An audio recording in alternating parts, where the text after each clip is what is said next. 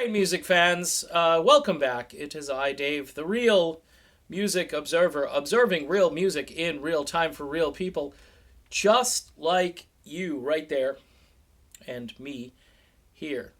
The band April Wine, one of my favorites, and a band that I've wanted to talk about, just doing a straight up April Wine video, not just like a little mention.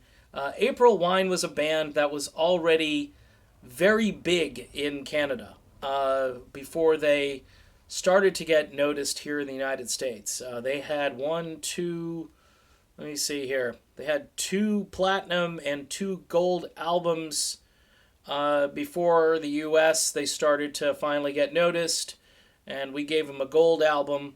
The album in question is Harder, Faster from 1979. And I liken April Wine to Thin Lizzy a little bit, with more of almost like a new wave element or a garagey rock sort of thing going on, at least in their early days. And actually, that sound tends to come out throughout their entire career. Great guitar playing, great singing, and great songwriting, and straightforward rock and roll. And there are other bands at times that you can compare April Wine to. Coney Hatch comes to mind, if you know who they are. And obviously Loverboy, with Mike Reno and Miles Goodwin. They do kind of have that higher voice, and it's got this quality to it. It's very interesting. I'm trying to figure out still what's up with American programmers with April Wine, because Nature of the Beast to me, and that's the album that was really big here, should have like started an avalanche of just more, we want more of this band and so forth. And it worked a little bit on Power Play, but Power Play was the follow-up album, and that did so much better in Canada than it did here. You know, April Wine, Just Between You and Me, Sign of the Gypsy Queen. That whole album, though, that it's one of those albums that whether it got a lot of airplay on rock stations or not, you could put that album in. Again, I had a cassette deck and one of those little portable cassette decks with one speaker, not two, just one. I guess I couldn't afford the one with two, so it wasn't stereo, but I popped that cassette in there, and I remember being out back with the picnic table, just hanging out, and blasting that thing.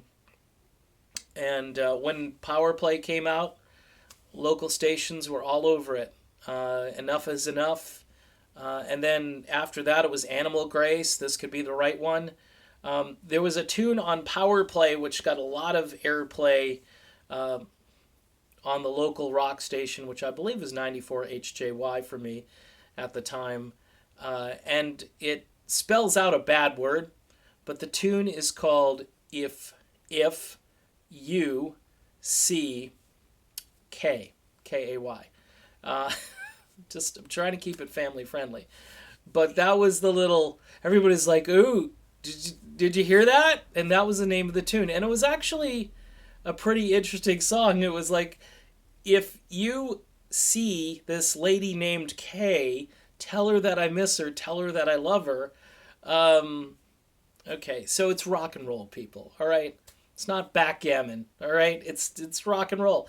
And we all at that age thought that was so cool and creative and funny, and I was a kid. You can't blame me. I was 18 or 19. It was great. I wanted more of that. After Animal Grace, though, they came out with a much more synthy based thing called Walking Through Fire, which bombed because it just deserted their core. It deserted their sound.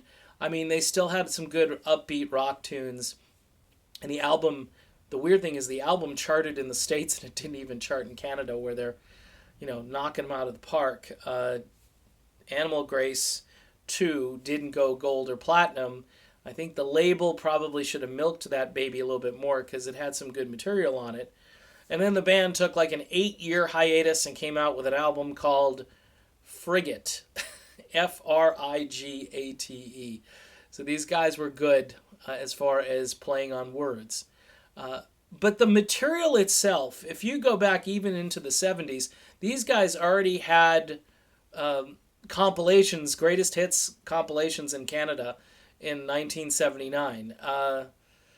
Little bit like Thin Lizzy, like I said, but a little bit more, just bare bones and garage like, and just straight up rock and roll. I'm not sure.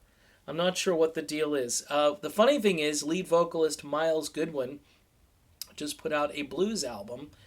Rick Derringer is on it, and heard a couple of tracks and liking it. Sounds good. Sounds like April Wine singing the blues kind of a thing. And this band, they're still on tour. They're still together, mostly up in Canada. They don't come to the States, and I can see why, because radio stations down here just, they don't even play Just Between You and Me. I don't hear that. I don't hear anything by April Wine, and I think we're smart enough to listen to it and not be offended by it. I think we probably like it and turn up the volume a little bit. So that's it. I wanted to talk about April Wine. I guess it's me because I had Nature of the Beast, and then I bought Animal Grace, and I bought Power Play, I bought Harder Faster. I went back. I bought pretty much everything. First Glance, I bought that. That was just amazing.